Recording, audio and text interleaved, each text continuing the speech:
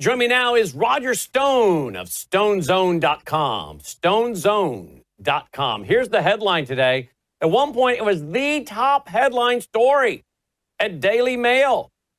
Elon Musk names top Trump ally in the Epstein files as MAGA civil war spirals. Billionaire techie turned political provocateur Elon Musk has launched another salvo at MAGA world by claiming the former Trump advisor Steve Bannon is implicated in the Jeffrey Epstein files. The, what's that word? Merkel businessman who has recently fallen out of Trump orbit after lambasting his big, beautiful bill emerged with a fresh attack against the Republicans' first-term advisor and campaign director. Quote, Bannon is in the Epstein files, end quote. Musk posted Tuesday on X, says Daily Mail. The Tesla CEO is responding to a social media post from another former Trump advisor, Roger Stone. Quote, why would Bannon meet with Jeffrey Epstein, quote, at his New York home and in Paris after Epstein was convicted of sex crimes in Florida, end quote. Stone wondered on X. Quote, why would he coach Epstein for his 60-minutes appearance? End quote. That appears to stem from reports that Bannon allegedly helped the convicted pedophile prepare for a CBS 60-minute interview that never happened. Quote, you're engaging, you're not threatening, you're natural, you're friendly, you don't look at all creepy, you're a sympathetic figure, end quote. Bannon apparently said during a 2019 coaching session with Epstein, according to a journalist, Michael Wolff's book, Too Famous, The Rich, the Powerful, the Wishful, the Notorious, the Damned, end quote. Let's go to Roger Stone himself, because this is all over social media today. Roger, what do you make of this? And what do you say to those who say, wait a minute, you guys are all in the MAGA team. Why is there this rift between Bannon and Stone? I know that's a rhetorical question, because I know, because we've been friends long enough. But the people want to know. Brandon, I think it's very important that people understand the background here. To my shock and surprise, when I was subjected to a Soviet-style show trial in New York, after federal prosecutors and Robert Mueller indicted me simply because I refused to bear false witness against Donald Trump, and they accused me of lying under oath to Congress about Russian collusion. And we've now, of course, proven that there was no Russian collusion. So how one lies about something that didn't happen, I think it's kind of self-evident that this was a political hit job. But to my shock and surprise, Robert Mueller's chief witness was Steve Bannon. Now, Steve Bannon testified under oath to the House Intelligence Committee at roughly the same time that I did. And when he was asked point blank if he ever discussed Julian Assange, WikiLeaks, or allegedly leaked emails or hacked emails, he said, with Roger Stone, he said, no, never. Follow-up question from Adam Schiff. On no occasion, Bannon repeats, no, never. Then when he's asked the identical question on the stand in my trial in Washington, D.C., he says, yes, Stone brought it up in every phone conversation we had in 2016. I considered Stone our access point with WikiLeaks, which was news to me because none of those conversations ever took place. So this is reported in the New York Post. Jonathan Turley, the very respected George Washington University law professor, examined both transcripts and said there's very clearly a glaring and irreconcilable conflict in what Bannon said before Congress, what he said before the court. But more specifically, I pointed out that after Jeffrey Epstein was convicted of sex crimes in Florida, and I think it's important to note, Donald Trump cut Epstein off prior to his being exposed and convicted of sex crimes in Florida, when Epstein made an indecent advance to an underage girl who worked in the spa at Mar-a-Lago. From that point on, he was barred from all Trump's properties and from Trump's life. But the Clintons continued to associate with him after the Florida conviction, continued to socialize with him, continued to take millions of dollars from him, continued to visit his island, which my good friend Sean Hannity has called Orgy Island.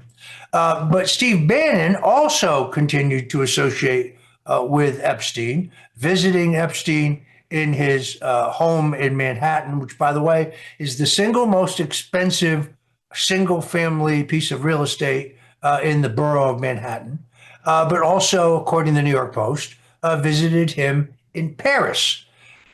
We also know that Bannon coached Epstein for an appearance on 60 Minutes, an appearance that was ultimately canceled, and that Bannon shot 15 hours of documentary film with Epstein. So that is what Elon Musk was responding to. I reposted a piece from the Business Insider that restated those unassailable facts. What's the takeaway? Bannon perjured himself at my trial. I don't know why, perhaps to save his own sizable ass. And secondarily, he clearly was associated with Jeffrey Epstein. So what's the difference between Donald Trump and Steve Bannon? Donald Trump never visited Epstein's home in New York, never visited his island, never visited him in Paris. And so what do you make today? It's kind of gotten Alex Jones weeping. It's gotten other people upset that President Trump today in the cabinet room, when a reporter asked Pam Bondi, Attorney General, about the Epstein files, President Trump said, "Why are we talking about this creepy guy? Are we still doing this? We got much more important things to talk about." He wasn't happy about that. Roseanne Barr, many others are not happy on social media tonight, saying, "Read the room. We do care. We don't want to move on. We want information." How does Roger Stone respond to that today?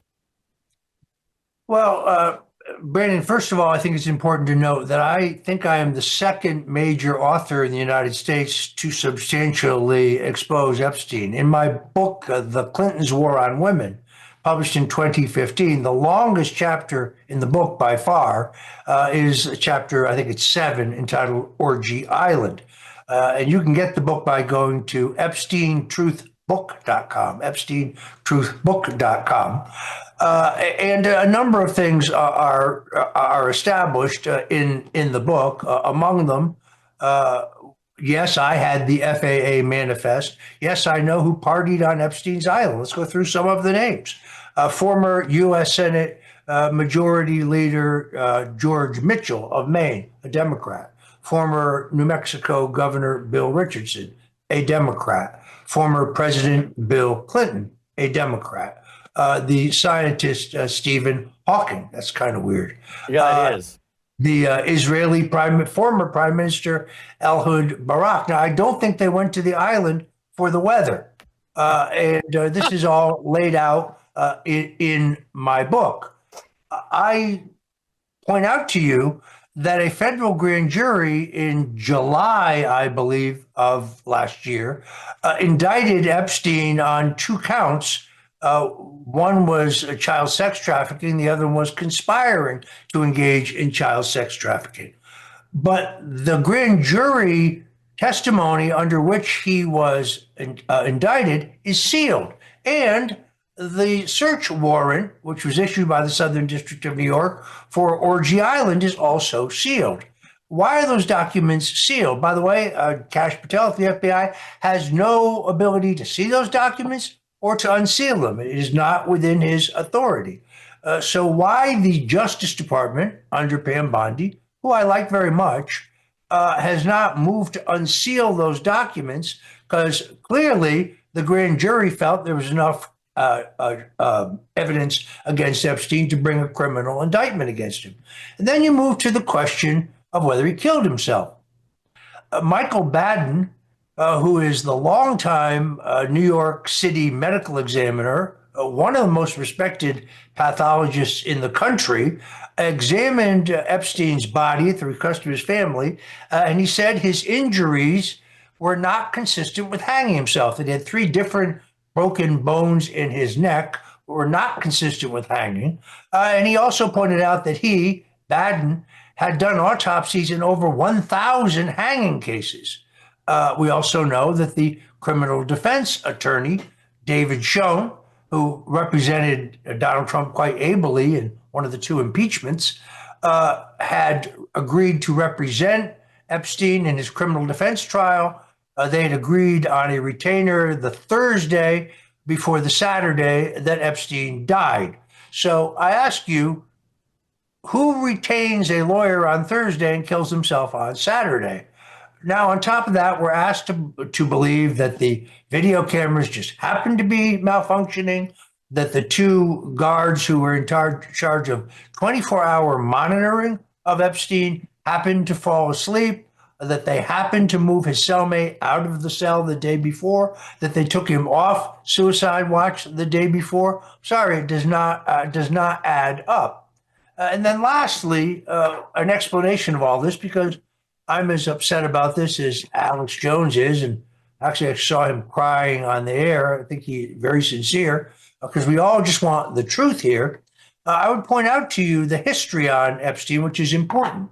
This all came to the fore when the police chief of Palm Beach got a tip from some parents and launched an undercover investigation into Epstein, ultimately handing the state's attorney in Florida a potential indictment involving 33 underage girls for both sex trafficking and statutory rape. The police chief was shocked when the state's attorney came back with one count of solicitation, which that would be like Logan going into a bar and trying to solicit a prostitute, which he would never do. Not that he would ever do. Right. The police chief was so upset based on the belief that the state's attorney had either been threatened or he had been compromised in some way, went to the U.S. attorney for South Florida. The U.S. attorney, Alex Acosta, conducted his own investigation, and then surprisingly, he rubber stamped the state's slap on the wrist, and he sealed the case. Epstein was given 18 months. He only served 15 months, but he is the only person ever convicted of a sex crime in Florida allowed to serve his sentence at the brand new air-conditioned Palm Beach County Jail rather than the state penitentiaries, which in Florida, as you might imagine, are not too nice. And when Acosta in 2016 went on to be appointed labor secretary under Donald Trump, in preparation for his confirmation hearings, he was asked, what are you going to say if they ask you about why you gave Epstein a slap on the wrist? And he reportedly said, Acosta reportedly replied, I'm going to tell the truth, that the CIA contacted me, told me he was one of theirs, and I was to rubber stamp the case and seal it, which is what I did. So there you have it. I think the deep secret here is that Epstein was functioning as an asset for our own intelligence agencies. At the same time, Brandon, I believe he was probably also essentially a blackmailer for hire, working perhaps for the Israelis, for the Saudis, for a number of others. We also know that there was enormous pressure from the British government through the British royal family because of Prince Andrew's well-known involvement with Jeffrey Epstein. Now, a couple months ago, we read and heard about the suicide of Virginia Giuffre. She was one of Epstein's victims. She was one of the victims who refused to take a cash settlement and persisted on suing Epstein. I interviewed her for my book, The Clintons' War on Women, which has an enormous amount of this information. Again, you can go to EpsteinTruthBook.com to get a copy. I read her extensive testimony. I read all of her filings in court. I interviewed her extensively. There's no doubt in my mind that she did not commit suicide a couple months ago. She was a loose end. This is a case that I know quite a bit about. I have a high regard for Kash Patel. I don't really know Dan Bongino that well, but based on reputation, I like him. On the other hand, they look very, very uncomfortable to me.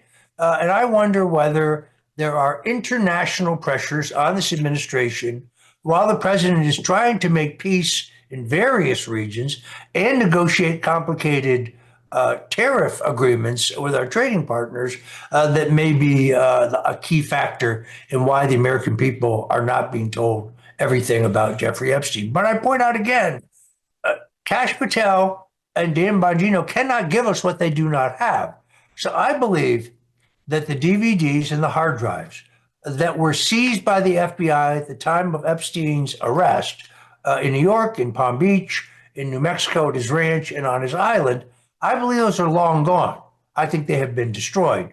And they cannot give us what they do not have. What needs to happen now, in all honesty, is that Pam Bondi needs to direct the U.S. Attorney in the Southern District of New York to move to unseal the material involved in the indictment of Epstein, and particularly to unseal the search warrant for Orgy Island. Well, that last sentence was important. Maybe international pressure on President Trump to not let this all blow in the wind when he's trying to get so many different things done on the international stage. I hope you guys didn't miss what he just said there, because that's a very interesting piece of information. He's on a hard break. He's got to go, folks. But I want you to see right here all of his numbers, stonecoldtruth.com. He's got stonezone.com. You can follow him on X at Roger J. Stone Jr. You can get the book on the Clintons' war on women at stonezone.com, stonezone.com. And Steve Bannon is welcome to come on if he wants to refute any of this as well. Right, Roger? That'd be fine with me. Yeah. Roger, we always love having you on. You're a team player, and you always make yourself available to us. We really appreciate it. And by the way, wasn't our team fast with all of those things you were bringing up? We didn't know what you were going to say, but we're ready to go, bringing it up left and right, man, on the graphics.